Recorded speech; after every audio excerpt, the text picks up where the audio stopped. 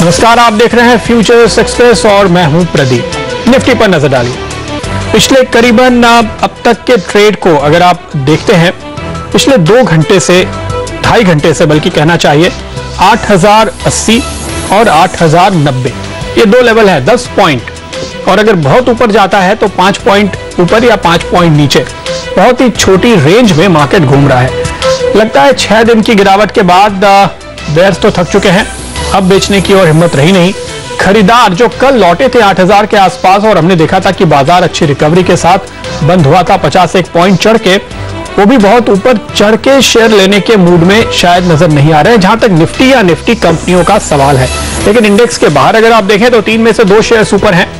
Overall market का mood काफी हद तक बुलिश है और हम एक अच्छी खरीदारी होते हुए देख रहे हैं। ऑन एन एवरेज 0.5% की तेजी हर इंडेक्स में देखी जा रही है। Sensex, Nifty, mid cap index, small cap index, bank Nifty, कहीं भी आप देखिए तो यही एक रेंज है जो हमारे सामने आ रही है। 60,000 करोड़ के आसपास का कुल कारोबार अब तक देखने को मिला है, 62,000 पे पहुंचते हुए थोड़ा कम है। और शायद जब इतनी लंबी गिरावट के बाद बाजार तेजी के मूड में लौटा हो तो एक रेंज बाउंड ट्रेड बहुत ज्यादा, बहुत अच्छा वॉल्यूम नहीं होते हुए देखना बाजार के लिए बहुत पॉजिटिव संकेत तो नहीं दे रहा। लेकिन क्या कहते हैं हमारे एक्सपर्ट्स, आइए उनसे हम आगे जानेंगे और आपको बताएंगे निफ्टी पर आज आप लॉन्ग करें या शॉर्ट करें, कौन से हैं वो खास स्टॉक्स जिन पर आप नजर रखें। हमारे एक्सपर्ट्स के मुताबिक इस वक्त किस स्टॉक पे आपको आज लॉन्ग या शॉर्ट पोजीशन लेनी चाहिए, सब कुछ बताएंगे। और अगर आप फ्यूचर्स की जगह ऑप्शन पे जाना चाहें तो आज का ऑप्शन भी हर रोज की तरह हम आपके लिए लेकर आएंगे। तो इन सभी चीजों पर हमारी नजर होगी और इन सभी एलिमेंट्स पर चर्चा करेंगे आगे। फिलहाल अगर आपको बताएं कि कौन से वो स्टॉक्स हैं जिनमें सबसे ज्यादा तेजी या मंदी होती हुई नजर आ रही है, एक नजर डालते हैं। ये 3 स्टॉक इस वक्त आपकी स्क्रीन पर दिखाई दे रहे हैं, एनटीपीसी, हिंडाल्को, मदरसन सुमी, जिनमें हम देख रहे हैं खास तौर पे आज हलचल आई है। इसके अलावा बाटा, एशियन पेंट्स और गेल। यहां पर अगर आप देखें तो बाटा में तकरीबन 13% की तेजी है, एशियन पेंट्स और गेल में भी तेजी का रुख है, तो काफी हद तक पोजीशन इनमें बनती हुई नजर आई है बाटा में। हालांकि एशियन पेंट्स और गेल के स्टॉक्स पे अगर आप देखें तो यहां पर जो गिरावट आ रही है वो मंदी की तरफ जाती हुई ज्यादा नजर आएगी। तो ये समीकरण जो फिलहाल इन स्टॉक्स पे आप आते हुए देख रहे हैं, शॉर्ट बिल्डअप या लॉन्ग बिल्डअप का, इन स्टॉक्स पर हमारे एक्सपर्ट्स क्या सलाह देते हैं ये हम आगे जानेंगे। समित चौहान हमारे साथ जुड़े हैं जो कि सीनियर टेक्निकल एनालिस्ट है एंजल ब्रोकिंग के। समित, आपके साथ शुरुआत करेंगे। सबसे पहले तो निफ्टी पे आपकी कॉल क्या है? क्या आपको लगता है कि ये रिकवरी जो कल दोपहर बाद से शुरू हुई जारी रहेगी, अब भी लॉन्ग कर सकते हैं? देखिए प्रदीप, लास्ट कुछ वीक से हम ऑब्जर्व कर रहे थे कि निफ्टी एक अपवर्ड स्लोपिंग चैनल में चल रहा है, जिसका हायर एंड अराउंड 8300 8350 था। वहीं से हमने लास्ट 6 दिनों में एक अच्छा खासा करेक्शन देखा है 300-350 पॉइंट्स का। वही पैटर्न का भी वो लोअर एंड समवेयर अराउंड 8780 के आसपास था। तो इमीडिएटली वो लेवल ब्रीच होने के कोई भी ऐसे इंडिकेशन नहीं थे, तो हमें एक माइनर रिकवरी एक्सपेक्टेड था। ये रिकवरी और थोड़ी एक्सटेंड हो सकती है। डायरेक्शनली व्यू अभी तक उतना स्ट्रांगली पॉजिटिव नहीं हुआ है, बट ये बाउंस है वो और थोड़ा एक्सटेंड हो सकता है। फ्रॉम करंट लेवल अराउंड 8150 8160 के लेवल्स हम देख सकते हैं आने वाले 1 से 2 दिनों में। तो यहाँ से एक छोटा स्टॉप लॉस जो आज के लो के नीचे होगा 8045 के एक स्टॉप लॉस के साथ 40-50 पॉइंट का स्टॉप लॉस होगा और ऊपर 70-80 पॉइंट का रिवॉर्ड मिल सकता है। तो वो एक छोटे मूव के लिए यहाँ पे बाय किया जा सकता है निफ्टी। तो अभी तेजी जारी रहने की उम्मीद है 8160 के टारगेट के साथ। स्टॉप लॉस आपको 8045 पे लगाना चाहिए। 1 या 2 दिनों के लिए ये ट्रेड आप ले सकते हैं तेजी का। तो अब भी लॉन्ग करने के लिए देर नहीं हुई है, ऐसा लगता है हमारे एक्सपर्ट को। लेकिन जेके दोषी jkdviewpoint.com के हमारे अगले एक्सपर्ट हैं। दोषी साहब, आप क्या कह रहे हैं? जो रिकवरी आई है वो कोई तेजी नहीं है। जो 8300 से 8000 तक गिरा है उसका एक बाउंस बैक आया हुआ है और ये मेरे ख्याल से बाउंस बैक शायद 8130 तक ही आएगा या उसके ऊपर जाने की उम्मीद मैं नहीं रख रहा हूँ। तो मैं ये 8130 8140 के आसपास स्टॉप लॉस लगा के बिचने की सलाह दूंगा। इंट्राडे प्लेयर को आज के दिन में 8020 के आसपास मिल सकता है और जो गुरुवार शुक्रवार तक रुकेंगे उनको शायद उसके नीचे के भी लेवल मिल। ओके, 8020 के टारगेट 8140 पे स्टॉप लॉस लगाएं 2 दिनों के लिए। शॉर्ट की सलाह आ रही है। रेंज कमोबेश वही है लेकिन देखने का नजरिया अलग है। दोषी साहब को लगता है कि बेचकर चलिए तो मुनाफे की गुंजाइश ज्यादा होगी। शुक्रिया आपका। जय ठक्कर शेर खान के सीनियर टेक्निकल एनालिस्ट हमारे साथ जुड़ते हुए। जय, आप किधर हैं, लॉन्ग या short? Overall long definitely Pradeep. Overall जो 6 दिन से हमें एक फॉल देखने मिला है 83.36 से 79.95 एक क्लियर एक इंपल्स नीचे की तरफ देखने मिली है। तो उसका एक रिट्रेसमेंट मेरा ये मानना है कि मिनिमम देखने मिलेगी हमें। और जैसे सुमित ने बताया कि एक अपवर्ड स्लोइंग कर रहे हो चैनल के लोअर एंड पे एक अच्छा रिवर्सल देखने मिला है। साथ ही साथ कंटिन्यूअस ट्रेडिंग सेशन में kind of hammer candlestick pattern और आज का ओपनिंग जो हुआ है प्रदीप विद अ गैप, वो देखकर मुझे ऐसा लग रहा है कि ऐसे ही अगर क्लोज होता है और अगर 8055 के ऊपर अगर निफ्टी मैनेज करता है क्लोज करने में तो it also form morning star reversal candlestick pattern जो शॉर्ट टर्म के लिए तो एटलीस्ट बुलिश हो जाएगी। 50% रिट्रेसमेंट एंटायर फॉल का आ रहा है करीबन 8165 जो मेरा टारगेट रहेगा आने वाले 2 दिनों में। और नीचे की तरफ अब मुझे ऐसा लग रहा है 8035 इंट्राडे बेसिस पे जब तक ये लूज नहीं ब्रेक होते आई थिंक यहाँ पे तेजी करके चल सकते हैं। एटलीस्ट 2 डेज के लिए तो मोमेंटम पॉजिटिव लेना चाहिए, ऐसा मेरा मानना है। ओके, तो सुमित की तरह ही जय कह रहे हैं कि आप तेजी के मूड में बने रहें। शुक्रिया जय आपका। Nishant Jain trade Swift broking के डायरेक्टर हमारे साथ जुड़ते हुए। निशांत, आप किस तरफ हैं? प्रदीप जी, इस बार निफ्टी ऊपर जाएगी या नीचे कहना मुश्किल है, लेकिन एक बाउंस बैक की रेंज में है हम लोग और ये बाउंस थोड़ा और एक्सटेंड हो सकता है लगभग 8150 से 70 के बीच में। तो मेरी राय अब 2-3 दिन के लिए एक बाउंस बैक प्ले करना ही रहेगा। 8040 का स्टॉप लॉस रखें और 8150 से 70 के आसपास का टारगेट रहेगा। ओके, तो ये स्ट्रेटेजी तेजी की तरफ बनती हुई 8040 पे स्टॉप, 8150 के टारगेट। शुक्रिया निशांत आपका। Nirav Akhariya senior research analyst Globe Capital के हमारे अगले एक्सपर्ट हैं। नीरव, आप भी लॉन्ग करेंगे? जी हाँ प्रदीप जी, लगता है कि जो कल से मार्केट में एक करेक्टिव अप मूव आया है वो थोड़ा सा और टिकना चाहिए और एक शॉर्ट कवरिंग के चलते अभी और थोड़ी सी ऊपर का मूव दिखा सकता है। तो 8040 का स्टॉप लॉस के साथ मैं बैंक की सलाह दूंगा 8130 का टारगेट कल तक के लिए। ओके, 8040 का स्टॉप, 8130 का टारगेट। नीरव कह रहे हैं तेजी करें। शुक्रिया नीरव आपका। तो आप देख सकते हैं कि टारगेट और स्टॉप लॉस के जो लेवल्स हैं तकरीबन 100 पॉइंट की एक रेंज फिलहाल हमारे एनालिस्ट देख रहे हैं।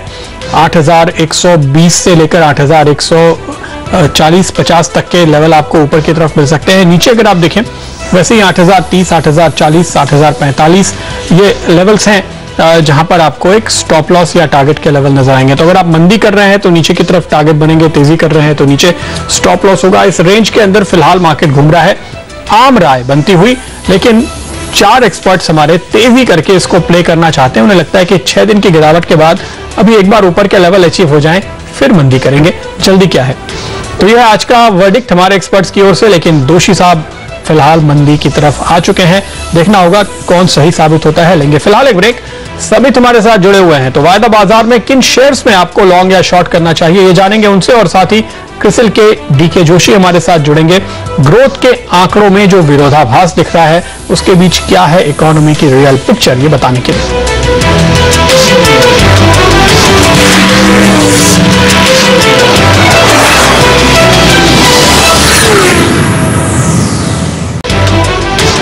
स्वागत है आपका एक बार फिर। और वायदा बाजार की बात करें इसके पहले आपको बता दें कि ग्रोथ के 2 अहम आंकड़ों में एक विरोधाभास देखने को मिल रहा है।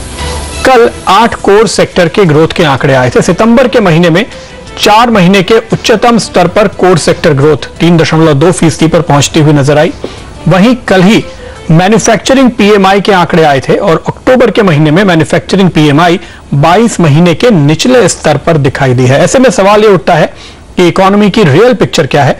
चर्चा करेंगे क्रिसिल के चीफ इकोनॉमिस्ट डीके जोशी के साथ। जोशी साहब, स्वागत है आपका।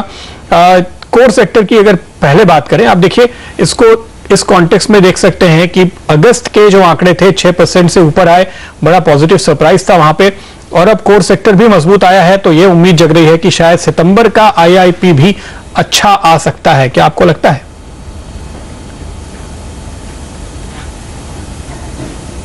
हाँ, मुझे लगता है सितंबर का आईपी भी अच्छा रहेगा, और क्योंकि जो आप कम से कम उसमें जो ड्यूरेबल गुड सेगमेंट है जिसमें ऑलरेडी तेजी देखी गई थी पिछले महीने, वो अभी भी बरकरार है। और वो मार्केट में जो इंडिकेटर्स हैं, चाहे वो ऑटो सेल्स हैं या कुछ और ड्यूरेबल अर्बन कंजम्पशन वाले ड्यूरेबल आइटम, उनमें थोड़ा मजबूती है। जहाँ तक रूरल कंजम्पशन वाले आइटम्स, ड्यूरेबल आइटम्स का सवाल है, उसमें अभी भी कमजोरी बनी हुई है। और वो मैं बात कर रहा हूँ ट्रैक्टर की, या फिर आप मोटरसाइकिल सेल्स देख लीजिए, ये सब अभी भी बहुत कमजोर बने हुए हैं। तो एक बड़ी मिक्स पिक्चर है हमारे इंडस्ट्रियल रिकवरी की हमारे देश में। सभी सेक्टर्स नहीं अच्छा कर रहे हैं, कुछ अच्छा कर रहे हैं और कुछ नहीं कर रहे हैं। ओवरऑल अच्छी बात यह है कि good news is that things are gradually improving. Okay, लेकिन क्या आपको ये दिख रहा है, ये जो विरोधाभास है कि पीएमआई 22 महीने के निचले स्तर पे, क्या ये दोनों कुछ अलग अलग चीजें ट्रैक कर रहे हैं, या फिर वाकई में इन आंकड़ों को समझना मुश्किल है?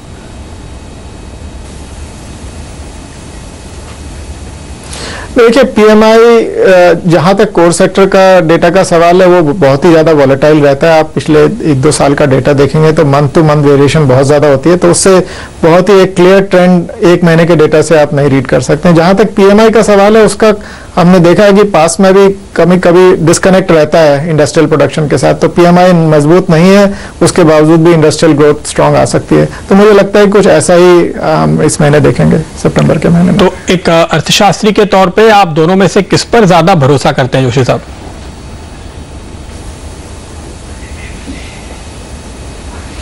देखिए, दोनों में प्रॉब्लम्स हैं, दोनों में मैं ये कहूंगा कि मैं 1 महीने के डेटा में दोनों में नहीं विश्वास करूंगा। 2-3 महीने तक अगर ट्रेंड दिखाई देता है, मूविंग एवरेज 2-3 महीने की लेके जो है, अगर उसमें अप ट्रेंड आता है तो उसको वो ज्यादा रिलायबल है।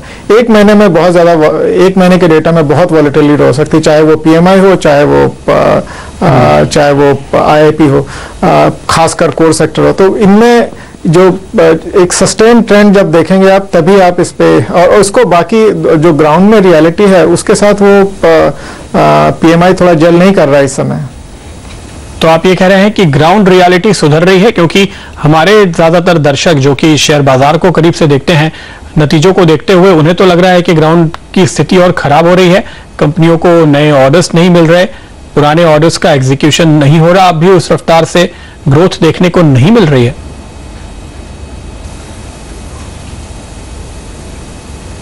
देखिए, आप अगर इंडस्ट्रियल प्रोडक्शन की बात करें, पिछले 3 साल में आईआईपी ग्रोथ का एवरेज 1.4% था, और इस साल अप्रैल से लेके अब तक वो 4% है। तो इम्प्रूवमेंट तो डेफिनेटली हुआ है, वो आंकड़ों में भी दिखाई दे रहा है। कुछ इसका बेस इफेक्ट है, पर ये बात जरूर है कि जितना एक्सपेक्टेड था इम्प्रूवमेंट, उस हिसाब से नहीं हो रहा, और बहुत ही ग्रेजुअल है, और ये एक ब्रॉड बेस्ड इम्प्रूवमेंट नहीं है, ये बहुत ही लोकलाइज्ड इम्प्रूवमेंट है।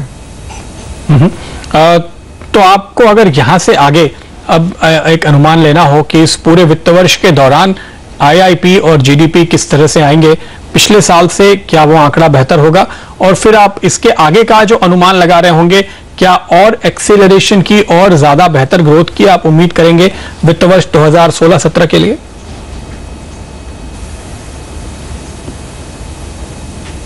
देखिए, जहाँ तक इस साल का आईआईपी ग्रोथ का सवाल है, वो तो ऑलरेडी पहले कुछ महीनों में हमने देखा है कि वो पिछले साल के मुकाबले ज़्यादा अच्छा है, और वो आगे चलते हुए भी वो अच्छा ही रहेगा पूरे साल के लिए। तो आईआईपी ग्रोथ आप 4.5 से 5% के बीच में एवरेज इस साल 2015-16 में देख सकते हैं। अगले साल उसमें थोड़ा सा अपटेक आएगा, तो हमारा मानना यह है कि 6% अगले साल वो टच कर सकता है, अगर मॉनसून नॉर्मल रहता है। देखिए, इस साल जो नुकसान हुआ है इकोनॉमी को, वो ये भी हुआ है, इस बात से भी हुआ है कि मॉनसून जो थे वो लगातार 2 साल तक खराब हैं, तो उसका असर कुछ ना कुछ तो रूरल डिमांड में अवश्य पड़ ही रहा है, और हमें दिखाई भी दे रहा है। तो अगर मॉनसून नॉर्मल हो जाते हैं अगले साल, अगर 3 साल तो कभी भी लगातार अभी तक फेल नहीं हुए कंटिन्यूसली मॉनसून नॉर्मल होते हैं, तो एक थोड़ा सा उसको रूरल डिमांड को भी अगले साल देखने को मिलेगा, तो उससे थोड़ा सा और माइल्ड लिफ्ट जो है वो आप आईआईपी ग्रोथ और जीडीपी ग्रोथ में देख सकते हैं।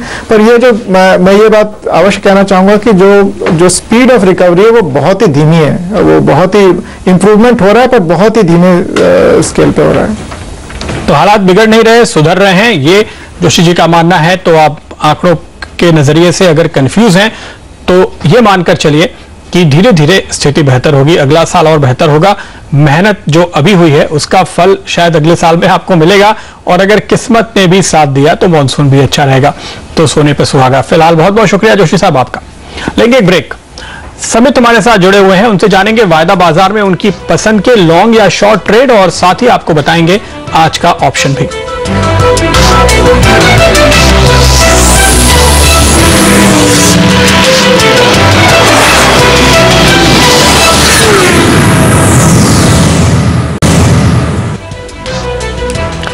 स्वागत है आपका एक बार फिर। और इस वक्त आप देखिए एबीबी के नतीजों के बाद इस स्टॉक में हमने काफी हद तक उतार चढ़ाव आते हुए देखे, और इस वक्त की जो स्थिति है फाइनली ये कहीं स्टेबलाइज होते हुए आपको फिलहाल नजर आ रहा है। और शुरुआत में एक बार की गिरावट जरूर आई थी मुनाफे के आंकड़ों को देखकर। फाइनली चूंकि करीब करीब 10 करोड़ रुपए कम है जो मुनाफे के आंकड़े आप आते हुए देख रहे हैं हमारे अनुमान से, तो उसका इंपैक्ट दिखा, लेकिन फिर संभला है ये स्टॉक कुल मिलाकर, और इस वक्त एक दायरे में घूमता हुआ नजर आ रहा है। तो फाइनली कोई खास रिएक्शन यहाँ पर नहीं दिया। इनफैक्ट आमदनी भी हमारे अनुमान से कुछ कम आती हुई ही दिखाई दी है, लेकिन इसके बाद भी अगर आप देखें तो स्टॉक पे कोई इसका बड़ा इंपैक्ट आता हुआ नहीं दिखाई दिया है। फ्लैट सा इस वक्त ये स्टॉक पूरी तरह हो चुका है।